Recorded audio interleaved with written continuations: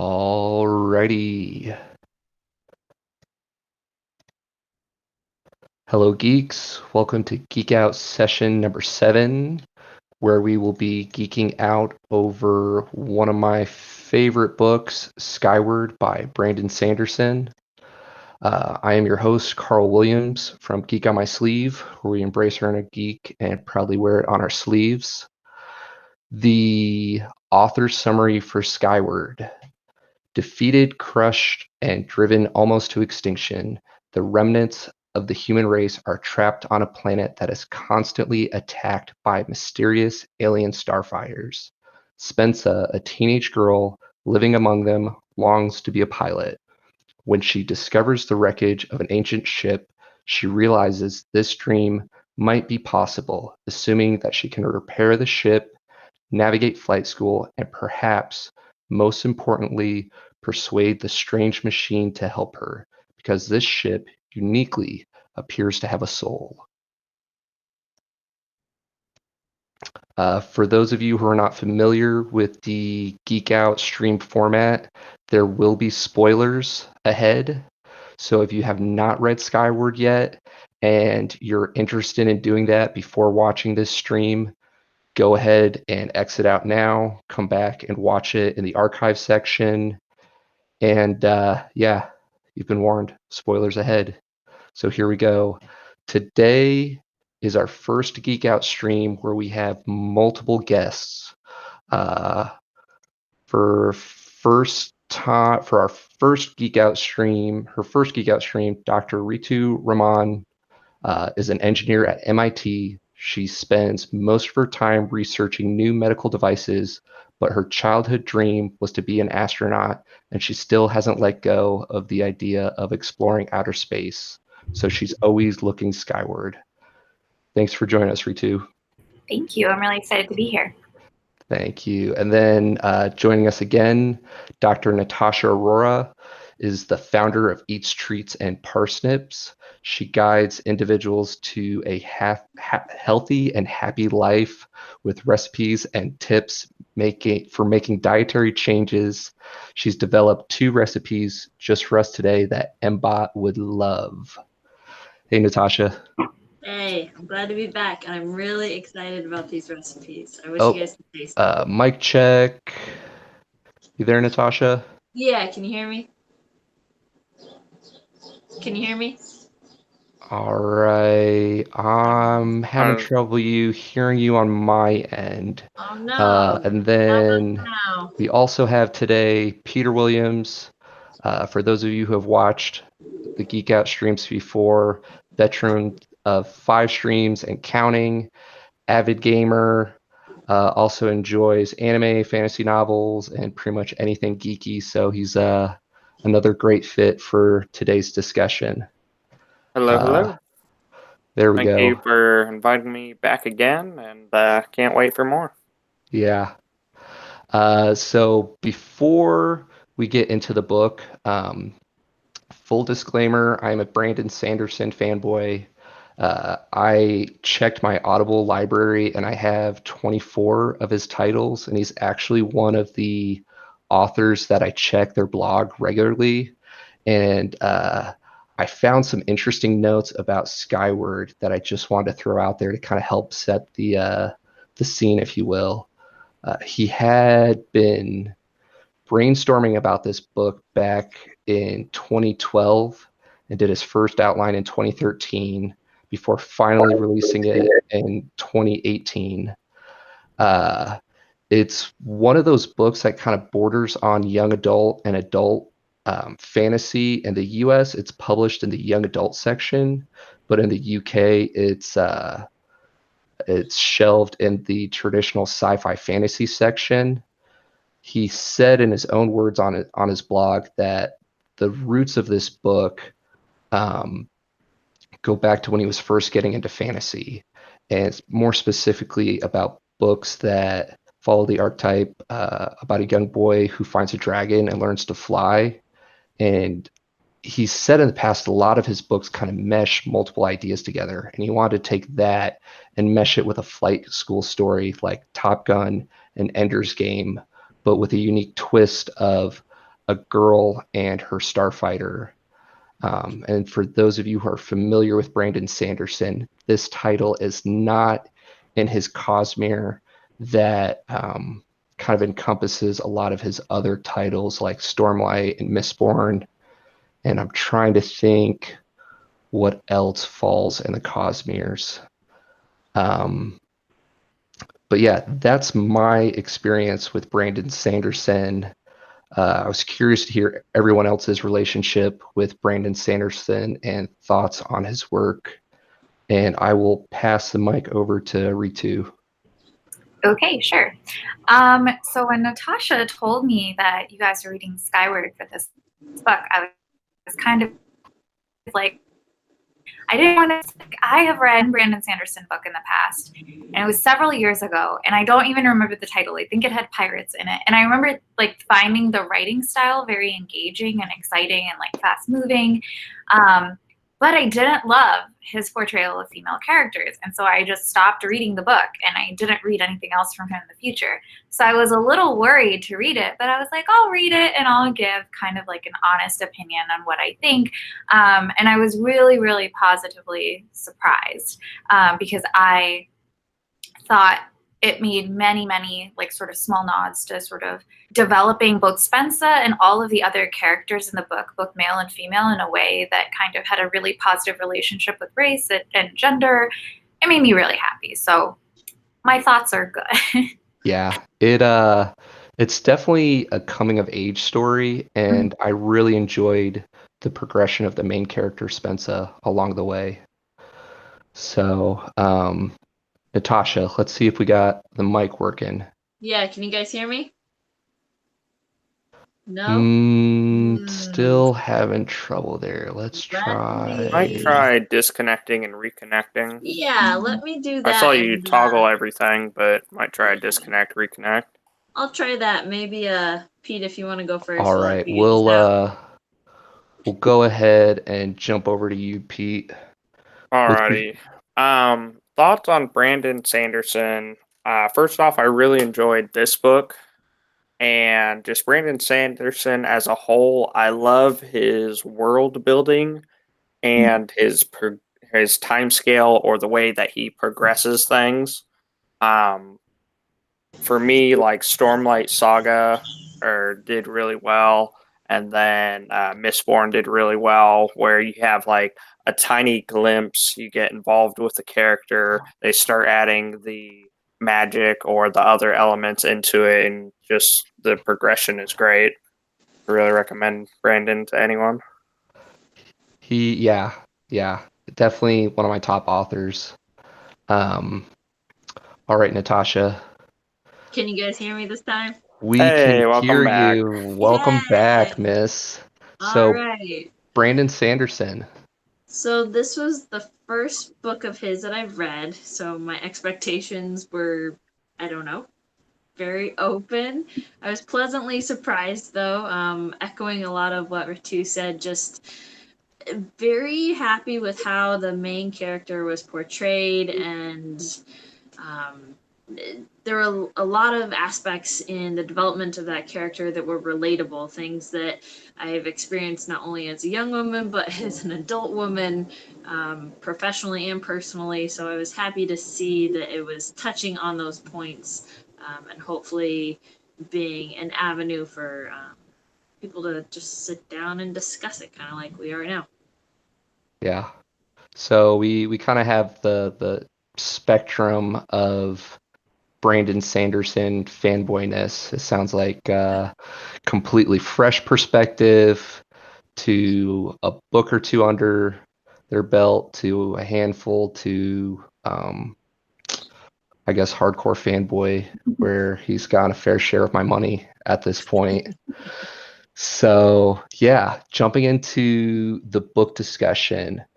There's been books in the past that the prologue didn't really seem to make sense or sit well with me to where, I would almost skip it.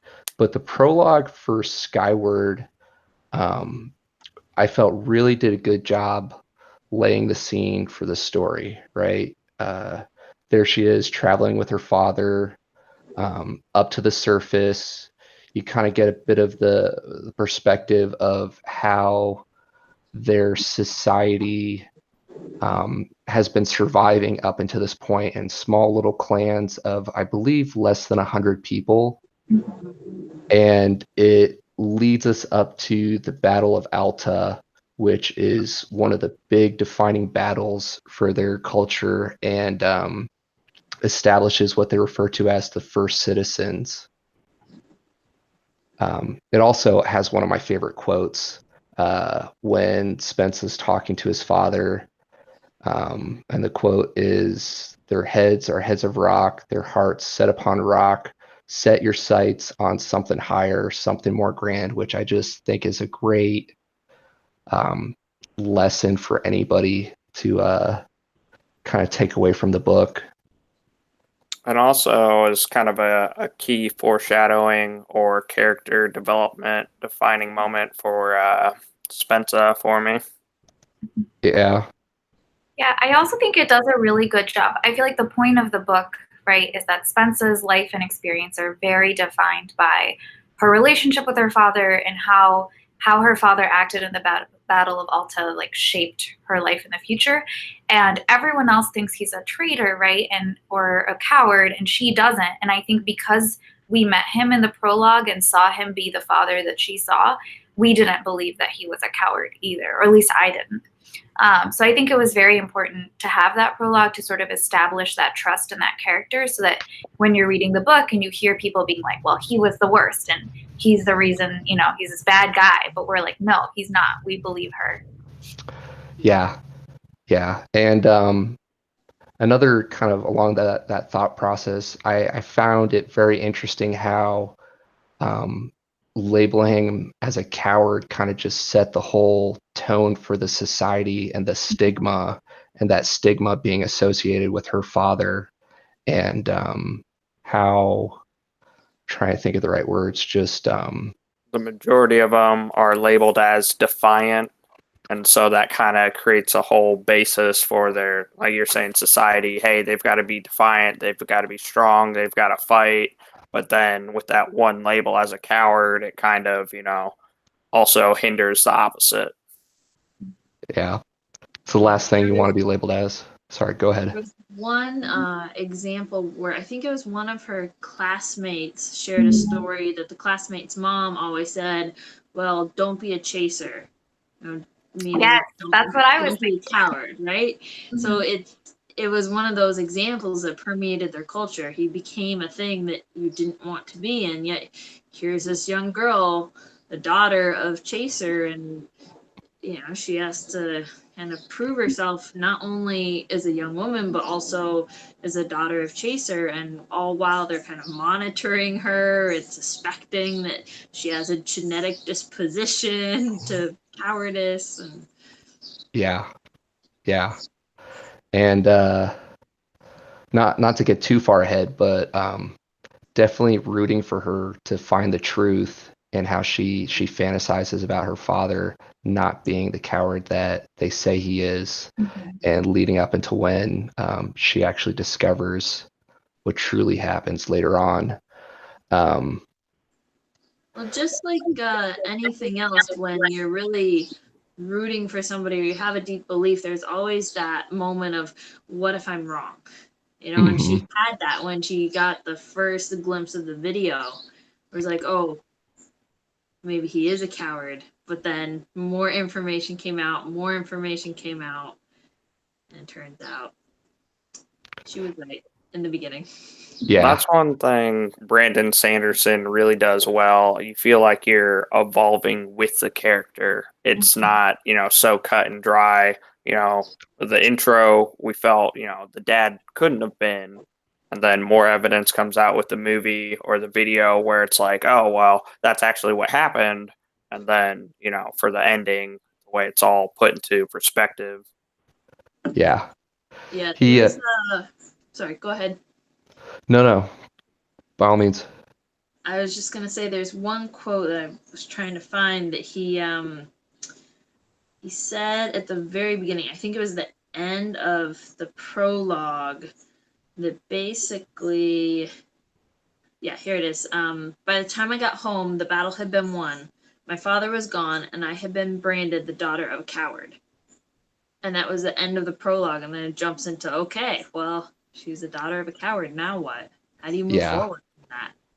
Yeah. And the first couple of chapters I feel picks up in a good spot because it's before flight school, yet you get another snapshot of their culture, right? Towards the end of school, you get to see how she's surviving with being branded the daughter of a coward.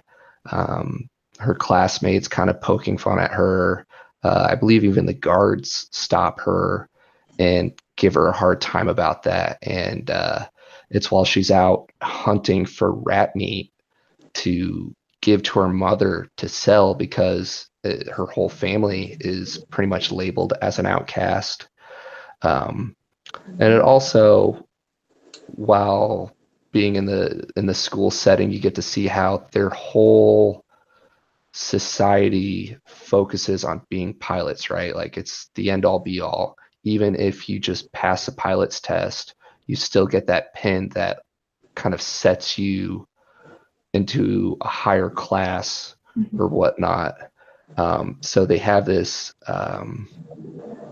trying to think of the right word. It's not really a warrior society, but I guess in a way it is. I thought that was interesting because in the beginning, I felt like in their classes, they kept saying, it doesn't matter what job you do, every job contributes to the survival of humanity, and that's all we care about. So, like, if you clean the sewers, that's important. And I was like, well, that's a really valuable lesson. But you're right, that as if somebody even passed the test to get into pilot training, they were wearing a badge that showed that they were better than other people and they were getting things that other people didn't have access to. So I thought that was kind of strange. It's like, on the one hand, they're paying lip service to the fact that everyone's equal, but then they're clearly not treating people like they're equal. Right.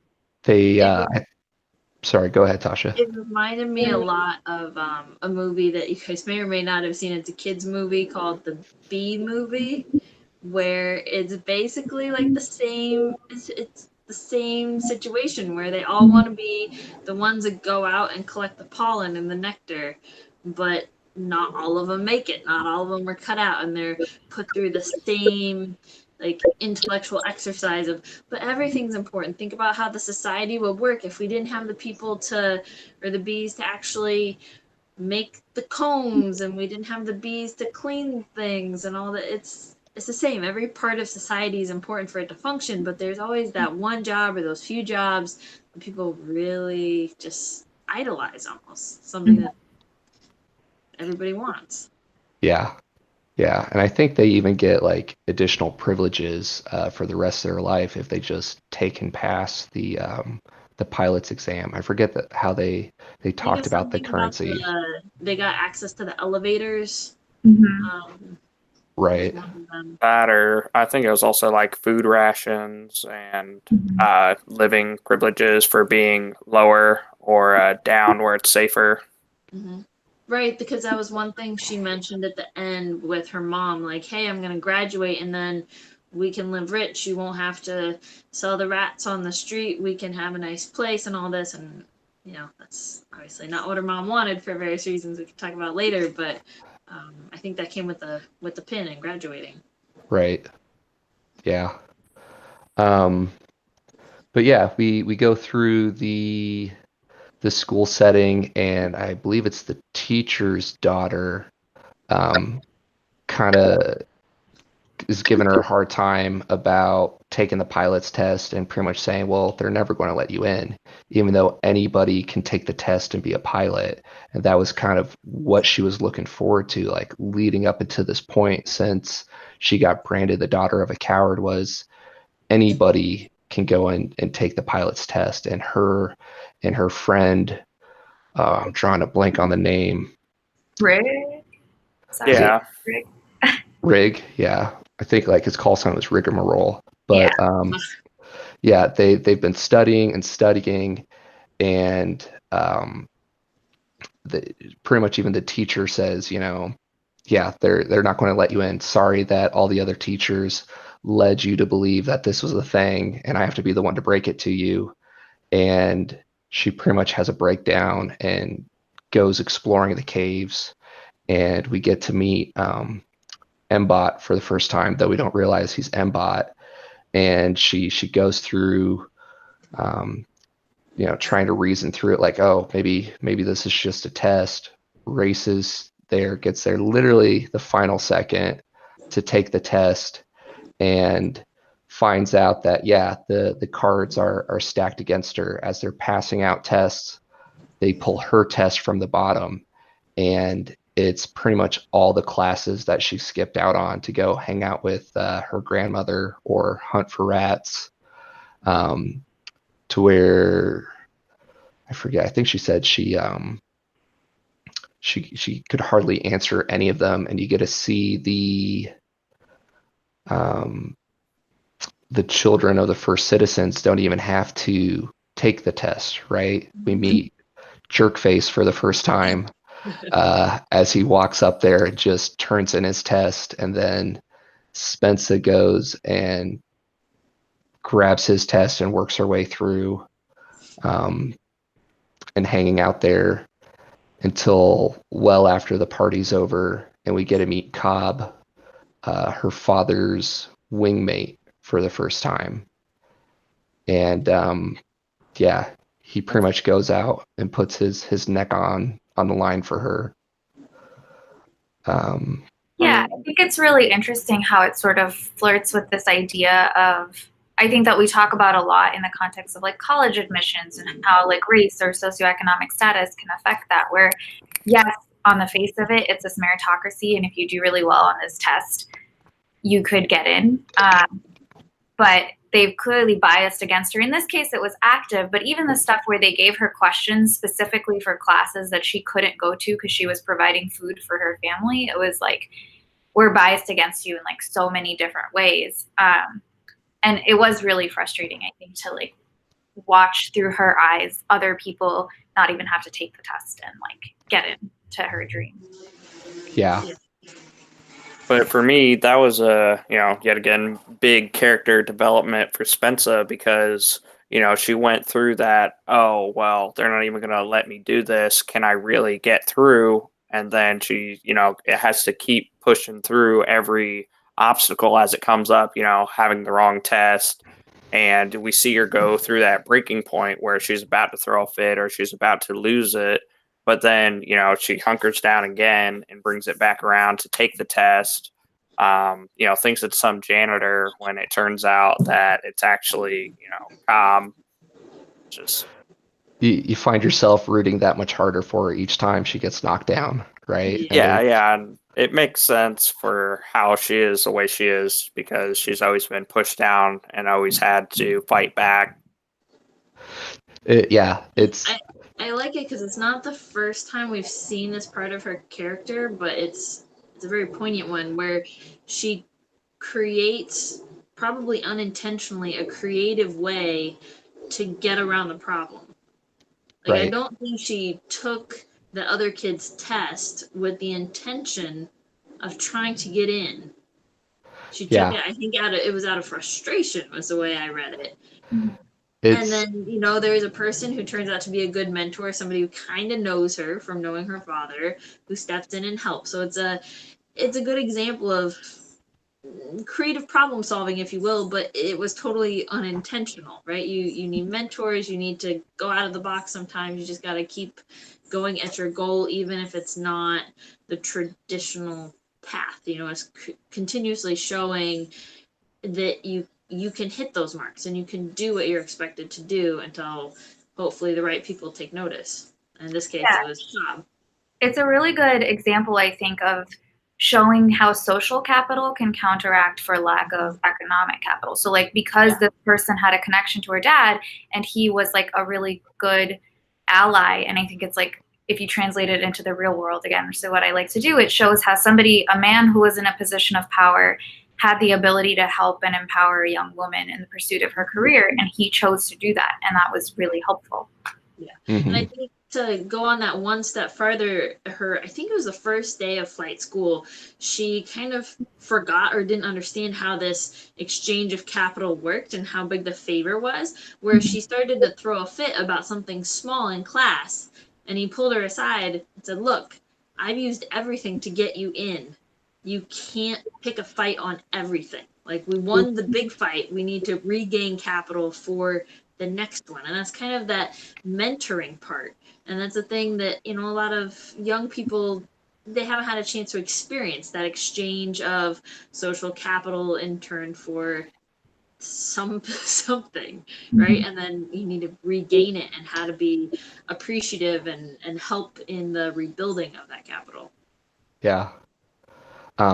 Before I lose the thought, something Cobb kind of touched on when he was talking about Ironsides is how they were supposed to be late. They're supposed to be defiant, but she's always surprised when people stand up to her, and just kind of like in those first couple moments, including that one where Spencer shows up, even though she's branded the label, or she's branded a coward's daughter, she in so many ways is just the definition of defiance each time she gets knocked down and stands back up, and keeps aiming to claim the stars, right?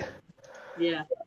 Oh, side note, this I thought was very interesting. When the first time they said Admiral Ironsides, I assumed it was a man, and I was really impressed that it was not.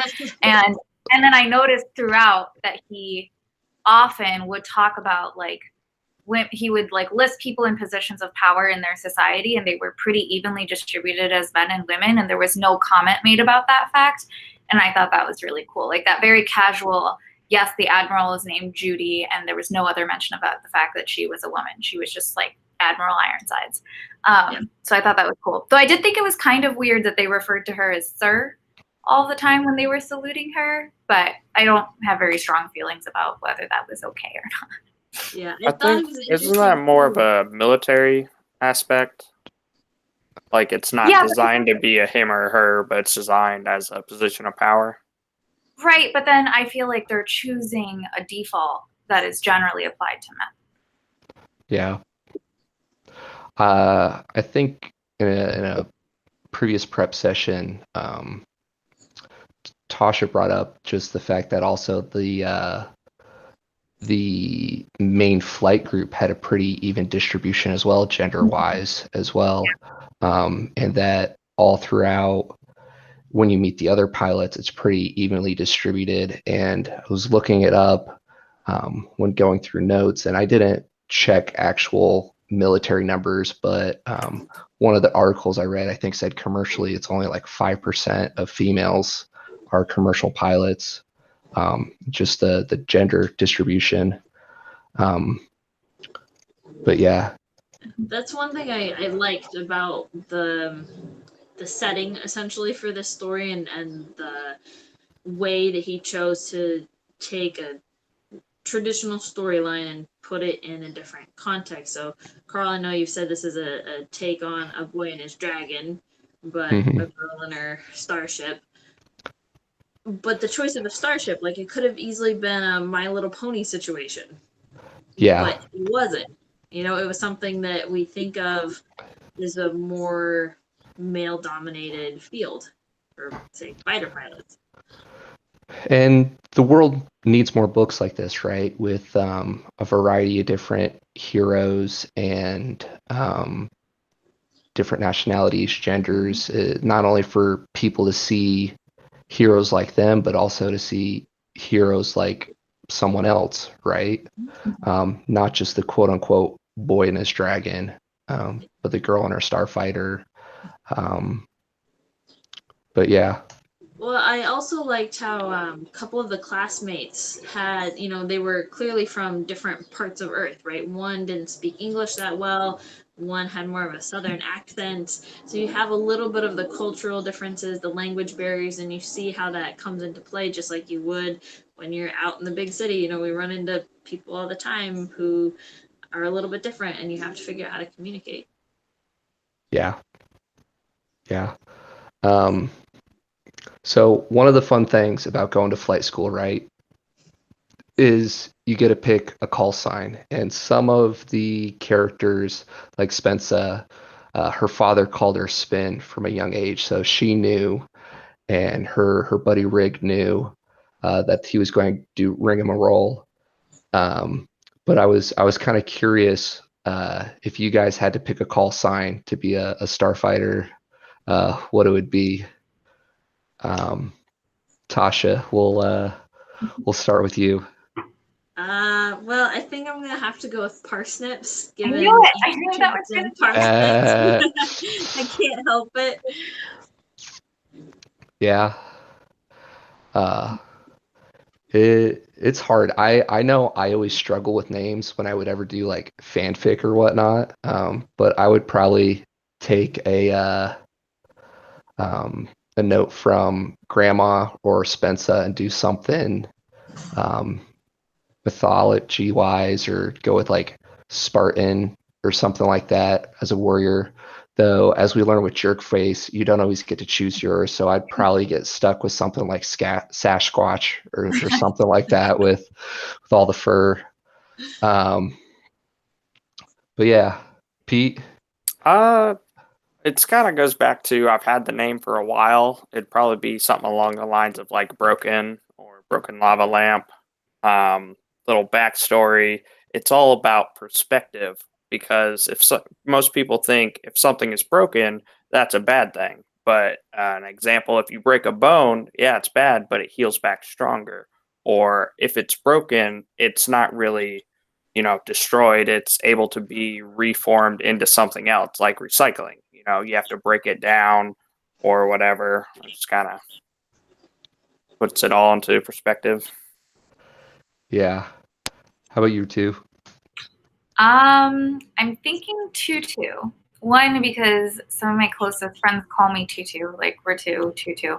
But also because one thing I really like about this book is that one thing that I've had a problem with in the past is that whenever someone's writing a strong female character, they often make them physically strong or take on more like masculine traits in some ways. Like they're tomboys, they cut their hair short, they don't like girly things and like all this stuff.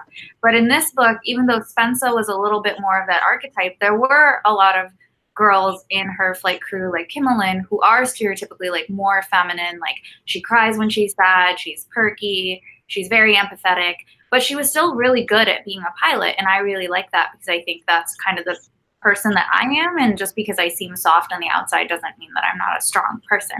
So I like Tutu because I think it would sound really girly, but I would also be a really good pilot. Yeah, that's awesome. That's awesome. If I think about it, I'll try to just refer to you guys as your call signs for kicks and giggles as we go moving forward. But yeah, gosh, lost my train of thought. One of the things that I liked about the book is the characters, to me at least, felt believable.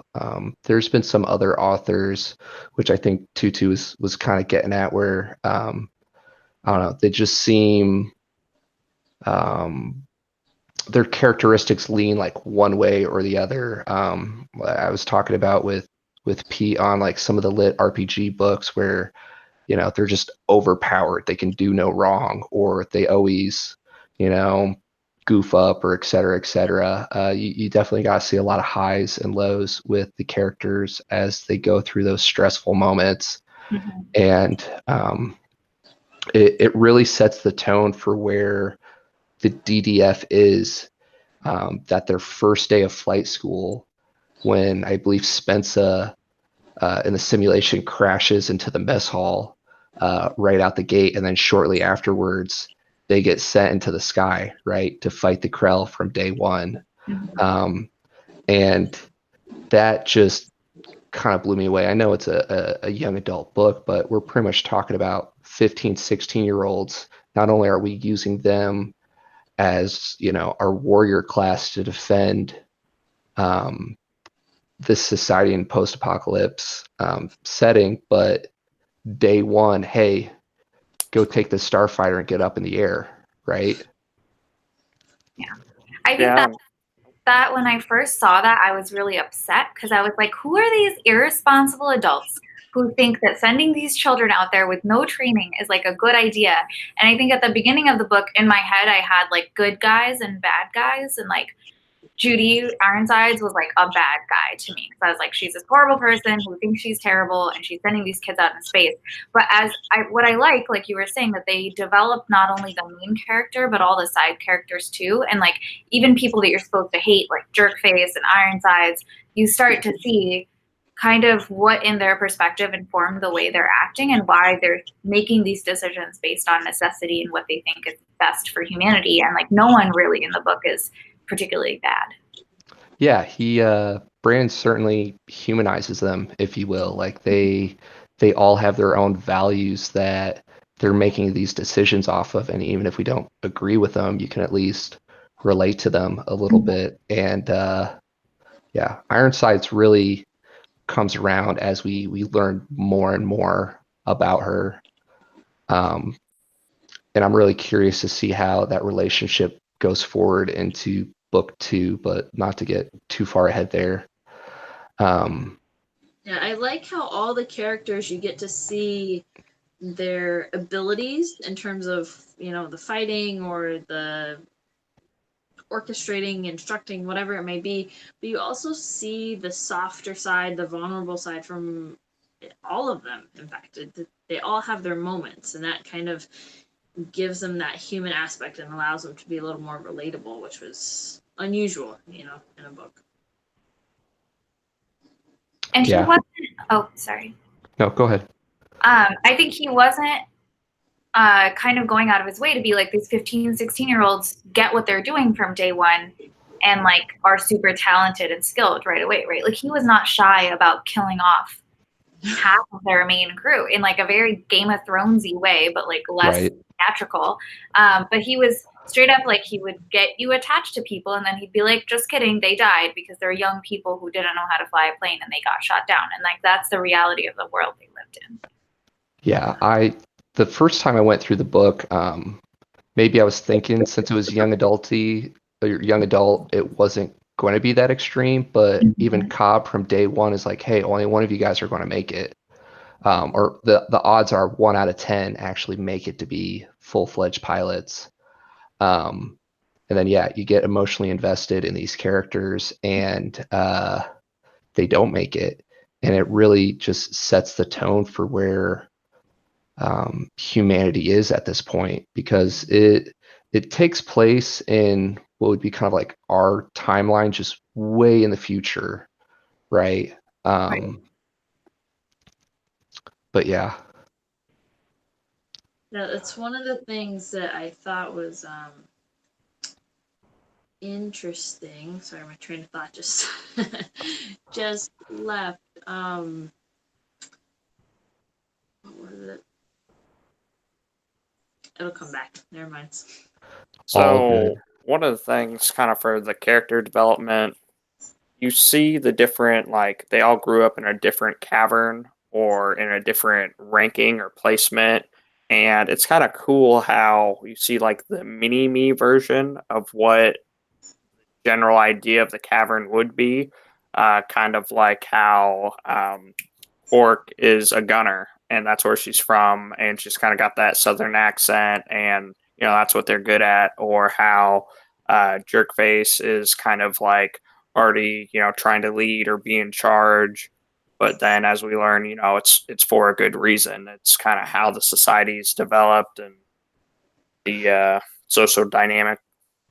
Yeah, and fair or unfair advantages, right? I think Jerkface had like 1,000 hours of flight time before he even got to flight school, and his 2 buddies had a couple hundred each. And then you have, I think even Spencer calls it out later, that the rest of them from the lower caverns just get thrown in there and literally day one have to go and quote unquote fight. And it's not a one-off, right? It's consistently every single attack afterwards. I think they get thrown into the air as backups. And the DDF constantly revisits the don't be a coward mentality. And they use that to help justify prioritizing equipment over lives, which, it just, They really toy with your emotions between like, hey, you've got to pilot into a salvageable landing, you've got to survive, hey, you can't eject, hey, you've got to play it by this set of rules. And then you see Cobb trying to be a mentor and be like, hey, it's not worth your life. It's only because of this other mentality we have. yeah. Yeah, there's one of the things where he consistently stood up and he was that alternate voice speaking against the norm and against the cultural expectations, saying, no, kids, hey, actually value your life. I value it. Right. And they should too. Yeah. So, but yeah, Spencer makes it into flight school, and you think, oh, she's made it. Everything's going to be sunshine and rainbows.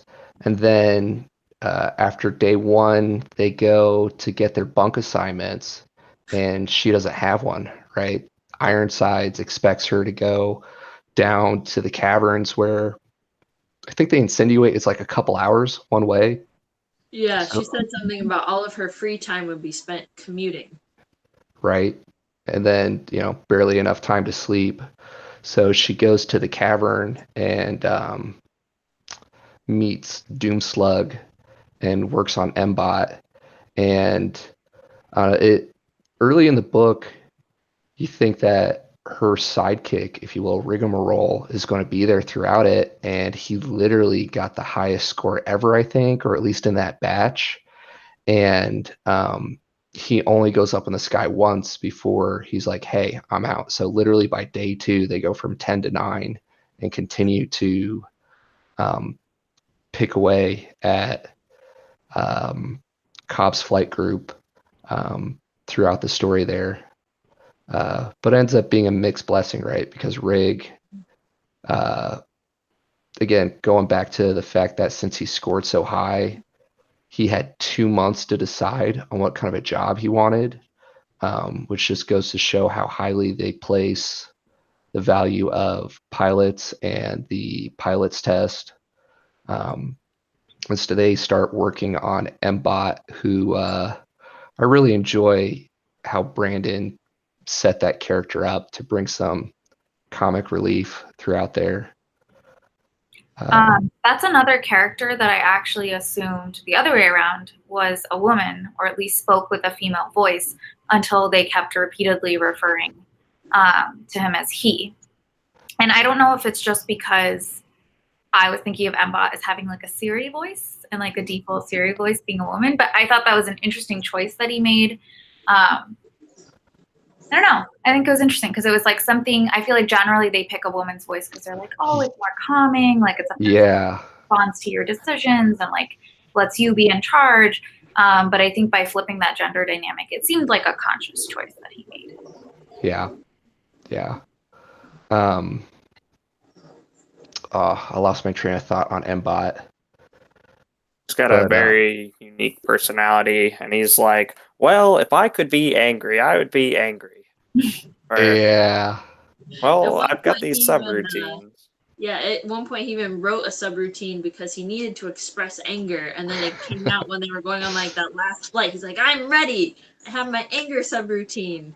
And blast out the common channel. And don't do it. Yeah, that was a great development with his personality when they finally go up. Oh, man. Yeah. It was a nice moment for Spencer, too, to be able to kind of step back and say, do I sound like that? Because he had that a couple times in the book where the people around her were talking the way that she would about battles and being angry and whatnot. And every time she's like, oh, wait, do I want to sound like that? Yeah. One of the Mbot quotes, the back and forth between him and Spin, Mbot goes like, but you tell me, right? If I start to sound off, which, I mean, he sounds off from day one, right? And he's like, Spin, the mushrooms thing is a little over the top. And then Bot is like, I can sense that. I also can't help it, right? I really get a kick out of his mushroom obsession, and was talking to Natasha about this when we were getting ready for the Geek Out session, and she was nice enough to put together a couple recipes for Mbot and the rest of us. Yes. You wanna talk a little bit about those real quick before we get in the next section? So I did 2 mushroom recipes for you guys and for Mbot. So the first one is more of a dinner dish. It's a mushroom maca risotto. Very easy to make, super flavorful, very earthy, obviously, with the mushrooms and the maca.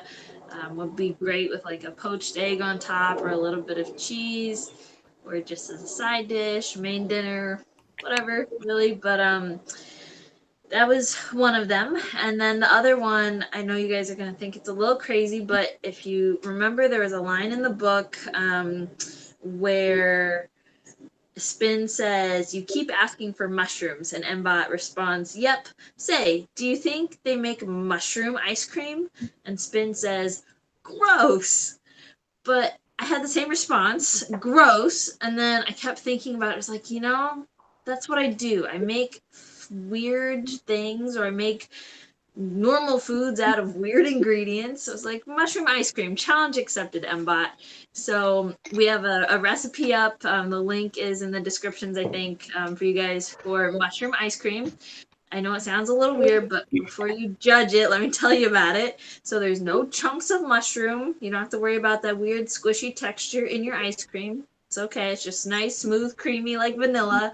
But if you've ever had bacon maple ice cream, where it sounds a little weird, but it actually works really well, it's pretty much that type of flavor. And like in vegan recipes, a lot of the time mushrooms are substituted for bacon or other things, so it actually works really well. There's a bit of maple flavor that comes through, a little bit of vanilla, mushrooms. It comes together super fast, and the amount of time it takes to boil cream on the stove, you have it ready, you cool it, you churn it. So I would love for somebody to make it and tell me what you think. And, I'm curious. I mean, I've had a number of different ice creams before, so I'm definitely interested in trying some for Mbot. Me too. So, I just got an ice cream maker, so. well, hey, there there you we go. The recipe's available and waiting for you. If anybody else goes out there and makes it, feel free to tag Each Treats and Parsnips on Instagram, right? Yes, please. And I'd love some feedback too. And if you have any other weird ice cream flavors, send them my way too. So, yeah. Back to the book. As they're going through flight school, we talked a bit about how you kind of start to develop this emotional attachment to the character. Touched a little bit about the different backgrounds, like Morning Tide. I believe when all the clans broke up from after the ship crash, they stayed with their departments or groups, right? So Morning Tide was descendants from the Marines, I believe, and they went back to their native tongue. So Spin took it upon herself to help her really understand Cobb's instructions, because she wouldn't always pick up on different aspects of the English language.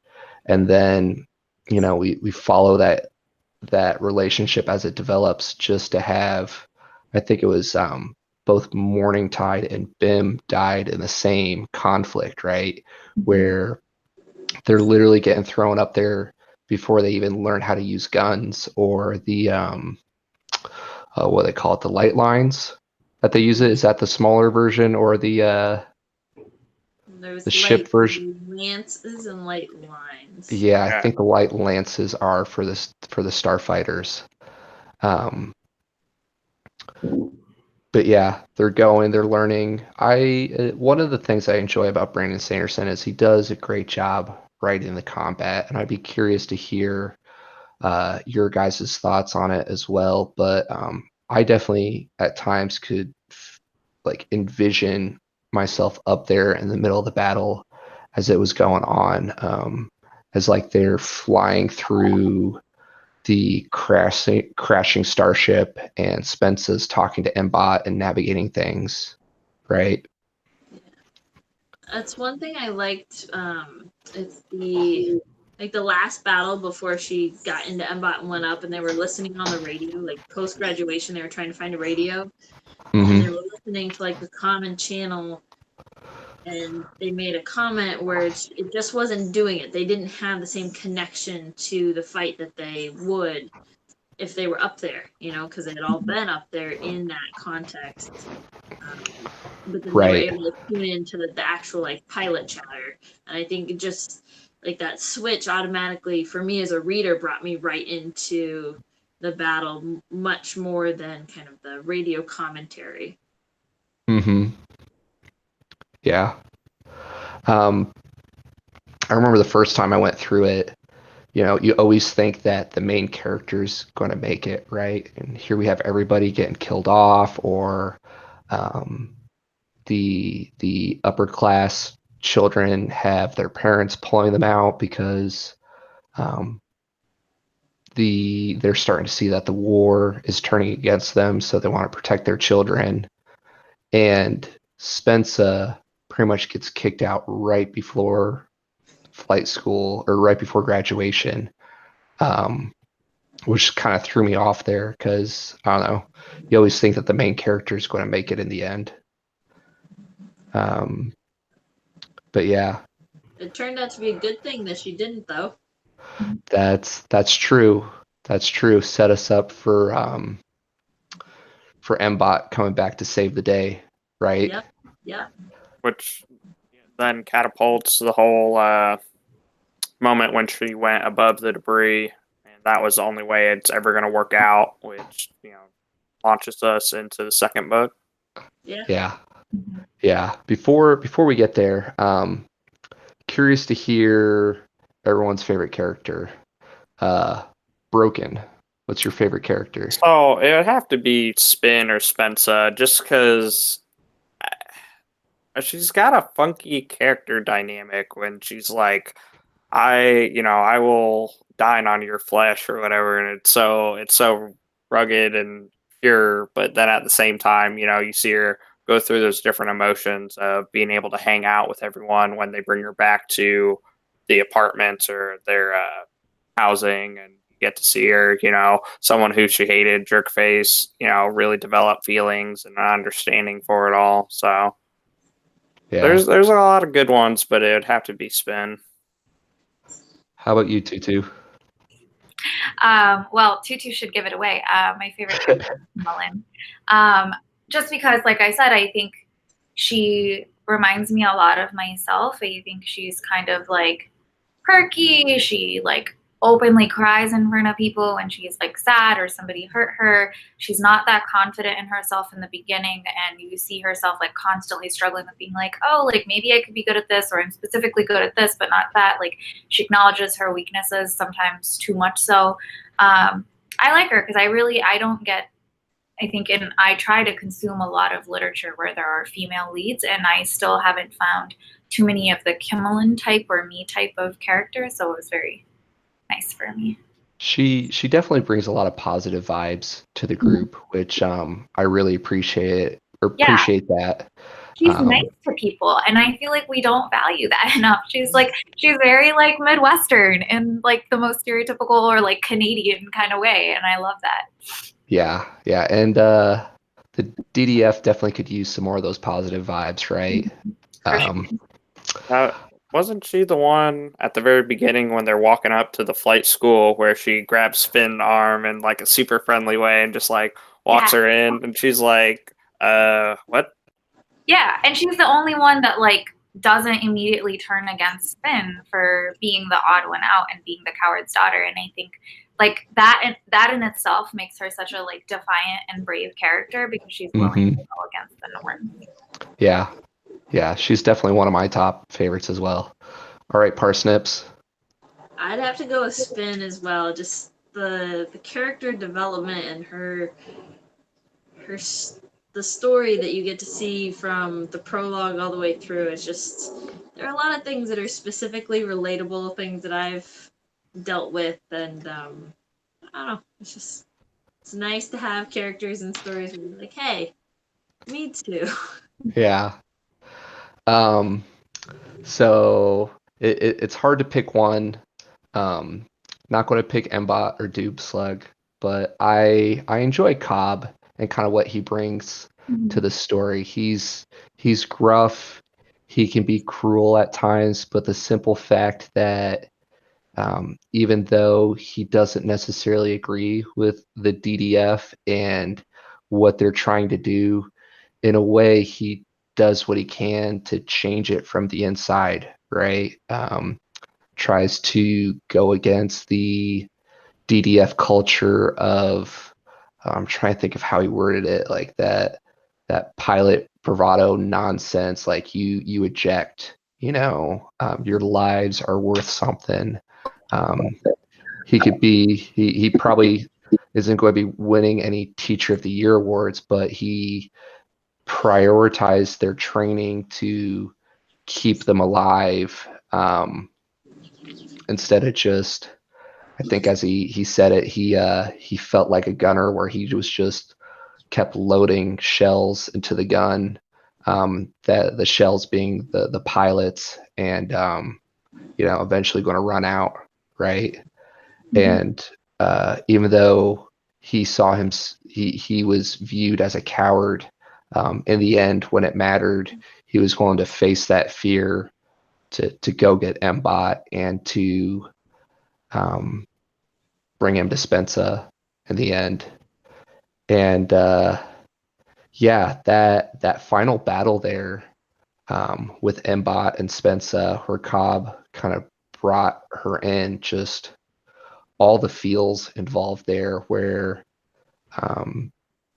Spensa wasn't going to go up because she saw the eyes, and trying to think what else involved with that. But when she does decide to go up, she goes up in a ship where, was it the shield wasn't working in the first ship she got in?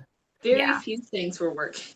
Yeah, it was being held together with like spit and prayers or something, I think they said. But yeah, to fight and protect your home, and she went up once and crashed, and then to go up again with Mbot, and I'm trying to remember, was Mbot's guns working in the end there, or was she just? I don't think Mbot has guns.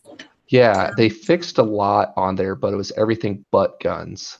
Yeah. Well, I don't know if they ever had guns to begin with, right? Wasn't her whole thing was that like she was like a defensive? Yeah, it was like a stealth ship. Mbot,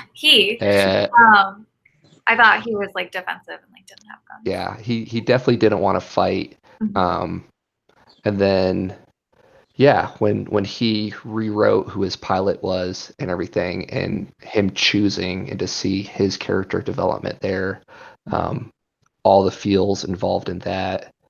So that's a little concerning, right? Because it's this whole plot of like AI and machine learning, and how that robot was not supposed to have free will, but then did. Like, yes. created an environment where like he could choose his pilot. Yeah, he did that a number of times where he wrote a new sub-program for various things. Like, obviously, the biggest one was choosing a new pilot, but there are several steps throughout where he clearly kind of took matters into his own hands. Yeah. Yeah, I'm curious to see the development of that throughout the rest of the series, because he was missing so much of his memory banks, and the fact that now he's at free will. But yeah. For me, it just kind of adds a layer, because we know we've got the the space debris that's all around us, where it's pretty much the thing that's protecting us, and it's attacking them. And then we've never seen any of the Krull. We've only seen, their housing or whatnot, and we find out they're all remote controlled. And now we've got a AI, if you will, on our side that it's going to catapult into the next one. Mm-hmm. So, yeah, they get through the fight, they survive. Ironsides does everything she can to talk Spencer out of going up into the sky, and she's like, "Well, I don't have guns, so what's the worst that could happen?" Goes up there, and like when I know I've talked about this before with I think Pete and maybe even Natasha, where looking back the second time, you could definitely see the foreshadowing, but the ending kind of threw me for a loop. And I'd be curious to hear what your guys' thoughts were. Parsnips. I'm just excited to see what's next. Like I didn't see some of the ending coming. Like I went through and read it a second time and I picked up on all the foreshadowing and it was very obvious, but I just totally skipped over it the first time because it didn't seem crucial to what was happening. It was just like extra fluff here and there. It So didn't give it away, right? Like no, there's some books not I've at all. read that the foreshadowing was so it gave it away to where like you felt like you could write it. Yeah. No, this was subtle enough that I missed it. uh, Which was kind of nice. I was like, whoa, didn't see that left turn. right. What are your thoughts, Tutu? Yeah, I was thinking about that. It is really interesting where I think the foreshadowing was really just us watching the Defiant culture shape itself, like from the prologue onwards. It's like, look at these humans. They're just these like they were and we are a very aggressive race of people. Mm-hmm. And so it was just really funny to kind of see it where you're reading about the Defiant and you're like, yeah, they're like so intense. They're sending kids out there. They're shooting people down. They're brutal in their own society. And then we think that these other people are way worse than us. And so I think it was just really nice to be like, no, they're straight up terrified of us and are just trying to keep us on to try to. Yeah. It made me think a little bit of a zoo in Mhm. a way of like we're afraid of some animals, so you put them in a cage and watch them, right? It's like stay there, don't leave. While we take over everything else, make it safe. And they were rightfully afraid, right? Because even Spencer, who is our character who we like, is like, well, let's go out there and take over. Right. Like, that's what we do. So Yeah. And I think they talked a little bit about that where they were trying to treat humanity as part of a zoo, and now some of the politics have changed with the alien species to where they're not as concerned about completely wiping them out, right? So humanity's hand might be forced. True. It reminded me a bit of some of the themes from Children Time that we did one of the early Geek Out sessions on, where it's kind of the same trend of, oh, humans are bad, they're going to ruin everything, they're going to disrupt the balance of the universe. Now that they're out in the universe exploring, what do we do about this? How do we deal with humans? Right. Yeah. What do you think, Broken? So, oh man, I didn't see the ending coming either, but there's so many feels that it can go in a bunch of different directions for me.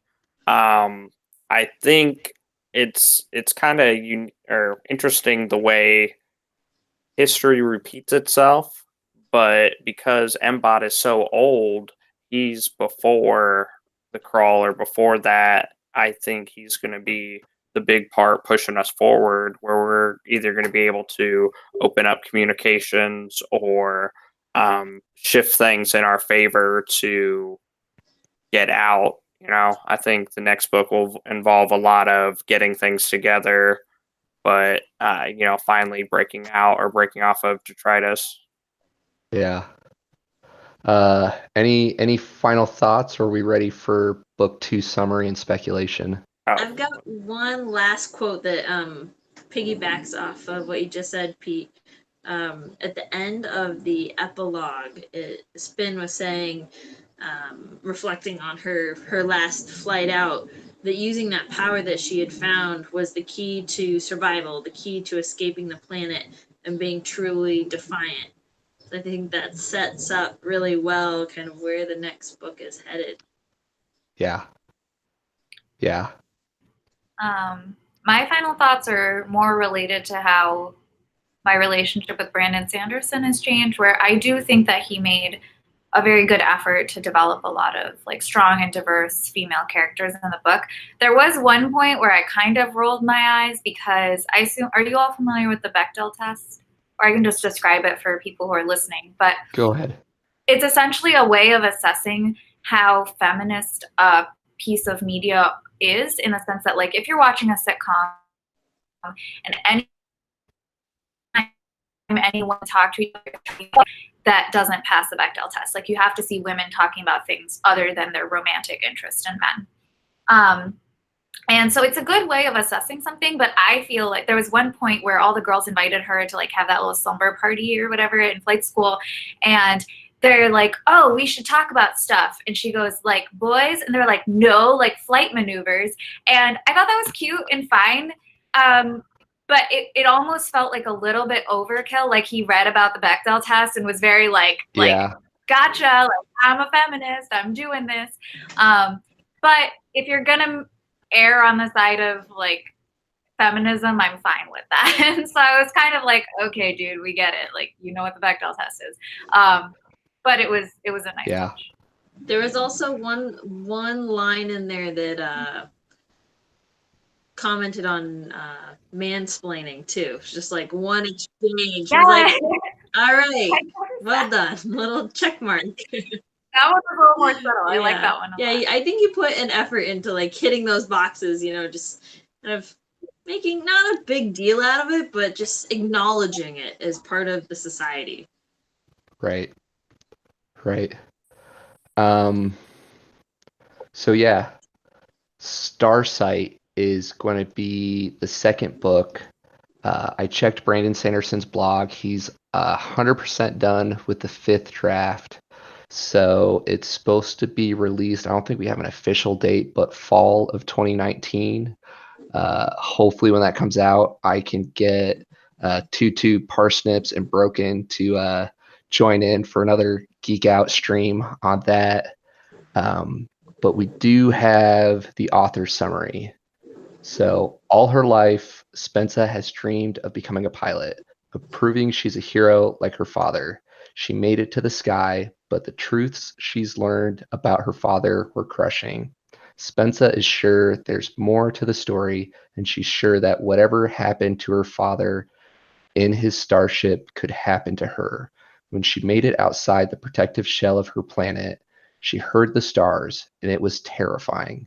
Everything Spensa has been taught about her world is a lie, but Spensa also discovered a few other things about herself, and she'll travel to the end of the galaxy to save humankind if she needs to. So, yeah. I feel that Skyward, in a lot of ways, could be a standalone, and he did a good job at fulfilling a lot of his promises throughout the book. But there's also were a handful of kind of promises made setting us up for book 2. So, yeah, curious to hear your guys' thoughts on potential directions. You want to start, Tutu?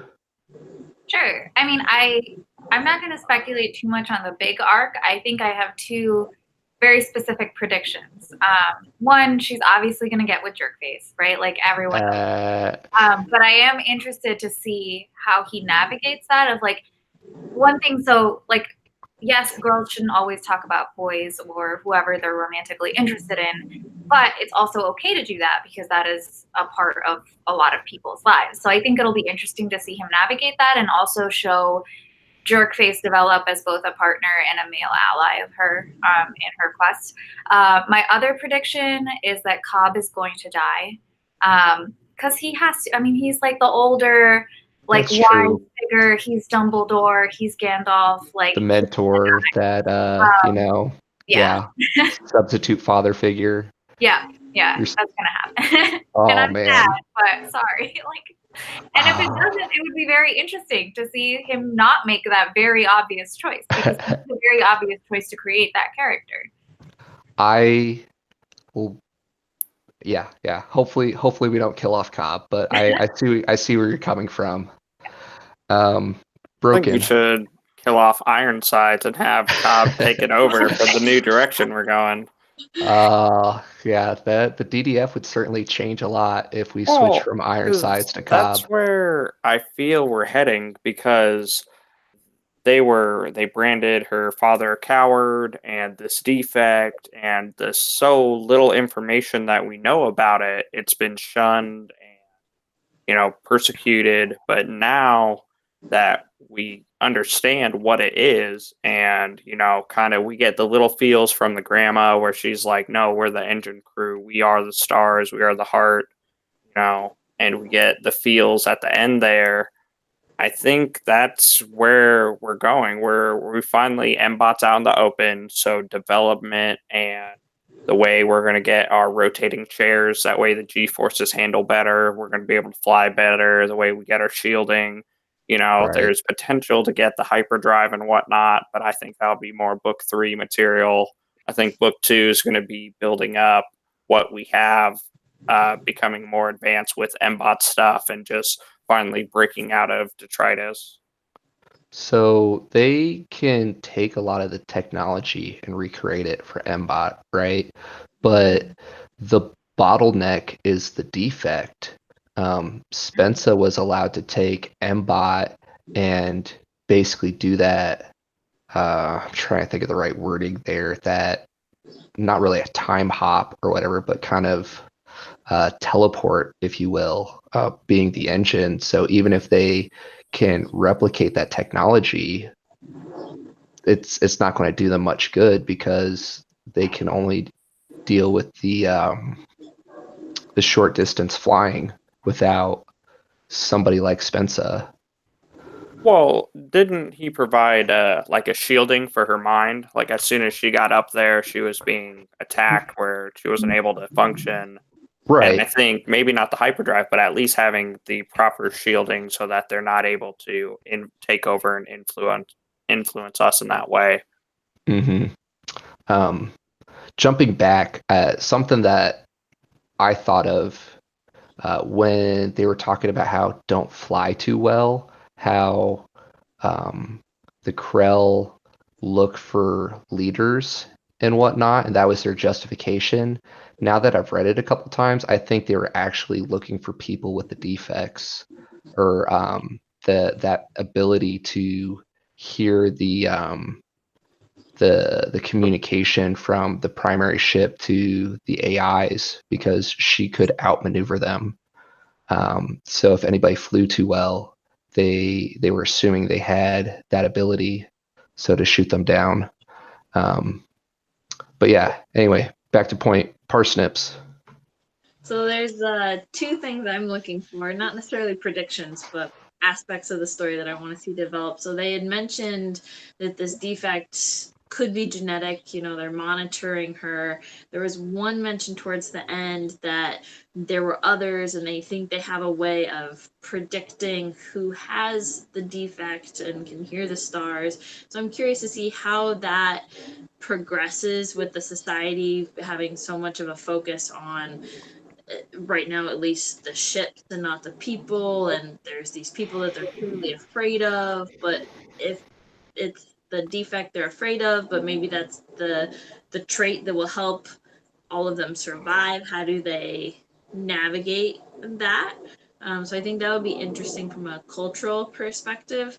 And then the second thing is I'm really curious to see how Spin ages through the next book, because this first one, Skyward, it seemed like it covered maybe from, if we started the prologue, maybe 7-8 years, something like Yeah. that.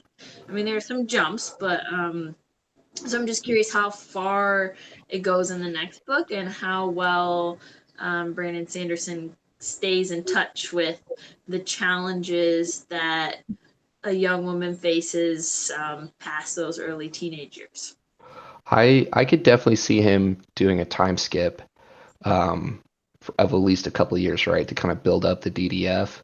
But kind of expanding on your first point that you made there, a lot, or my speculation on it is a lot of the reason why Spensa and her father were able to hear the stars was grandma's training, right? She had at least Spensa work on those exercises, and that was her father's mother, so she probably taught him the same thing. So, kind of going back to the point that I made earlier about the bottleneck, maybe since Grandma and Spencer know how to tap into that defect, if they are able to find people with those genetics, they can train them to kind of do the same and take it to the next level. Uh, One of the things I'm hoping for in the second book is Brandon Sanderson and a lot of his other books does a really good job with scaling and world development. And we don't get a whole lot of world development in this book, at least compared to some of his other books. And that could be because it's a young adult book, and it also could be simply because he was focusing on the other aspects of the story, like the character development and the society and everything. But I'm curious to see the scaling now that the universe is open to us, right? Because even though they're living in a zoo, if you will, at that point when you're listening to Grandma, uh, their ancestors didn't participate in the war.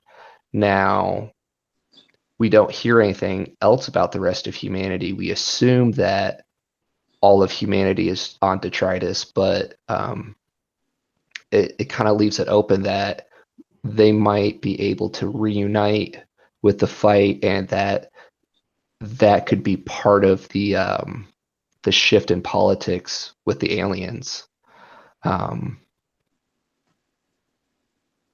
But yeah. I think it'll also be really interesting to see if now that we have a new strata of people, like people with defects, are they going to be elevated even higher than pilots? And if not, will Spensa have a way of, like being like, these people provide value, but people who don't have them also provide value, and not sort of contribute to that increasing hierarchy of like, now only defect people are the best people. Yeah, it'll be interesting to see how the society shifts, because it's such a short time frame, right? The founding of Alta was only like within 10 years of this time frame, and here, enter in the defects and that element. Something else I think would be interesting, kind of like how the original ship had its crew, and that's how everybody divided when they got down to Alta. They're all still in their little pockets of this and pockets of that. The only defect we're seeing right now is with Spensa and with the engine crew. Once that starts coming out of the woodwork, I think it'd be pretty cool if other departments or other spaces on the ship kind of had their own defects, so to speak, so that we can, kind of like how she's trying to get the different dynamic of, okay, Quark is a sniper, so and so is good at dodging, and we're seeing they're from different caverns and they kind of have that innate or defect with them. So now that we're getting the engine crew up to speed, I feel like more defects or more specializations are going to come out. That's another direction that would be interesting to see if there's different variants genetically. So, yeah. Final thoughts, flight crew? I'm excited for the next one. Yeah, me too. I'm a little mad at Natasha because I didn't realize that book 2 wasn't out yet. So now I'm frustrated. Oh, Your yeah. fault. I used to have a rule that I wouldn't start books until the series were almost finished. But I've long since abandoned that just by the number of books I go through. So it's always a good excuse to go back and reread it, right? That's true. Fresh Yeah. perspective going into the next book. And then rereading, you catch little nuances you missed prior. So yeah, thanks to our guests, Tutu, Parsnips, and Broken for joining us today, and Sasquatch. All the links that have been mentioned throughout the stream are in the description below. Be curious to hear what you guys think your call sign would be and your favorite character in the comments below as well. Next Geek Out session, we're shifting gears back to the lit RPG genre. Going to be doing one of my favorite books. I keep saying that. I got a lot of favorite books. I can't be the only one, right? Life Reset, New Era Online, Book 1. The author summary. After being betrayed and cursed by an extremely rare spell, Orin, a powerful and influential player, finds himself as a level 1 goblin. Without even a fraction of his previous power, he vows to pull through and have revenge on those who betray him. His thorough knowledge of the game's world and his unique ability to immerse himself entirely are his only advantages. But first, he must figure out how to survive long enough playing what is basically a low-level fodder monster. We don't have the actual time and date for that yet, but keep an eye on geekonmysleeve.com and our Instagram feed for an update. As always, we appreciate your support for the channel. Thanks again to Dr. Ritu Raman, Dr. Natasha Aurora, and Peter Williams for geeking out with me today. Thank you. Bye.